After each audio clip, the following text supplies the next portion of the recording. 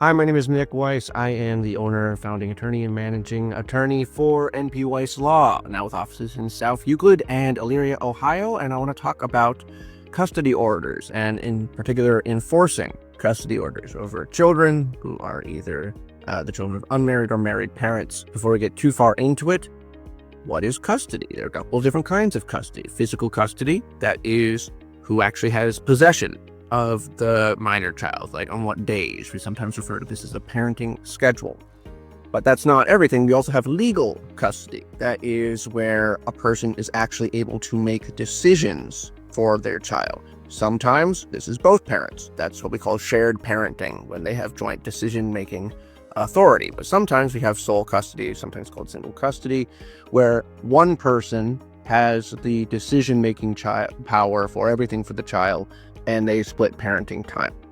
So we start with a custody order. That can be shared parenting, that can be sole custody, what have you. So what do you do when one side, one of the parents, is no longer abiding by that order? The most common one that we run into is missed visitation. Someone doesn't get their weekend or their week. Some of the more egregious things we see are intentionally withholding custody. Sometimes that is because one parent is angry with the other. Sometimes there is an allegation, founded or unfounded, of abuse or neglect or something like that. A failure to return the child generally. Sometimes the person will just refuse to bring them back. Interference is another one, not allowing one parent to talk to the other child. So those are some of the common refusals, breaches that we see with a parenting order. So what do you do in that situation? 90% of the time, when you have one of those kind of disputes, you can resolve it yourself without an attorney. But it requires some work. It requires some communication. You have to talk with the other person. You have to document the non-compliance. Sometimes you have to threaten to move things forward. If a person has concerns about parenting, right or wrong, you might have to address those things. Maybe that's the result of a miscommunication. Maybe they misunderstood what a child told them about something.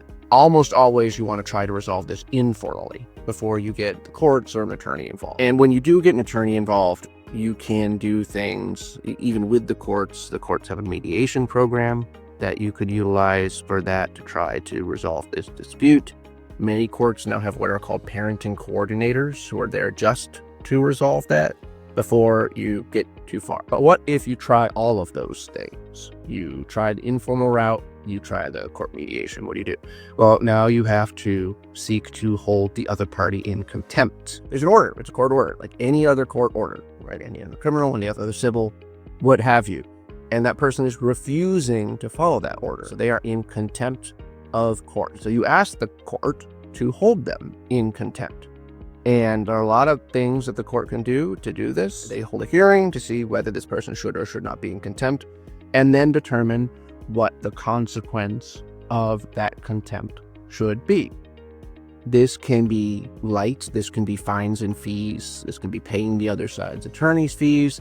This can be a modification of parenting time. Sometimes the person is really in contempt and withholding.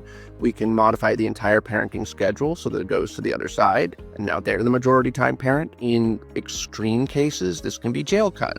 This can be, you have violated this order so much that we're actually going to throw you in jail to teach you to take this seriously. That's an extreme minority of cases here, but it does happen. An important part here is law enforcement is involving the police.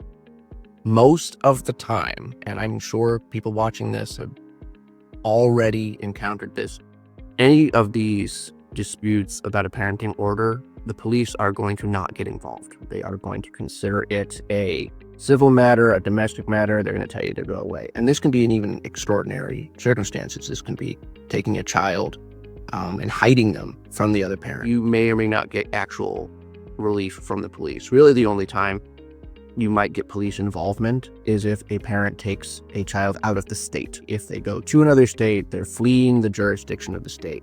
You might, and I emphasize might, get police to actually do something in those circumstances. But even then, it's more likely you're going to have to go to court about it. But if you do want to do something, then make sure you, within the first 6 months, they leave the state, because that is the deadline by which Ohio loses jurisdiction to do something here if you want to. If you wait that 6 months, you got to file something whatever state they took your child to. So, hard to do, yes, but not impossible, but very impossible if you wait that 6 months. Other important parts here, talking about people taking out of state, will have what we consider a breach, but there's nothing you can do about it because there was no court order. We run into this quite a bit when we have unmarried parents. In Ohio, a father, a biological father, and we're unmarried, has very, very, very few rights. They have some rights, but they have very few rights.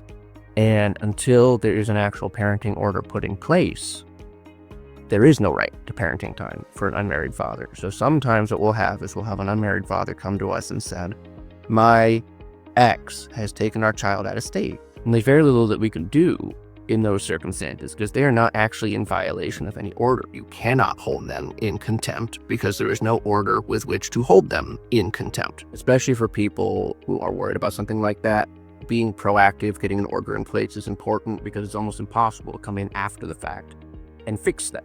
In general, document everything. Document as much as you can. Try to resolve these things informally. Try to use the court mediation process. Try to use the parenting coordinator. But if that's not going to work, or you know that's not going to work, this is your second or third ring around the rosy on this, contact an attorney, go through the contempt process, try to hold them in contempt, and in all likelihood, try to see if you can make a modification to the parenting order so that they have less opportunity to violate the order by giving you majority time. If you have questions about this, if you're seeking more assistance, please feel free to contact our office, either at our South Euclid or Elyria location.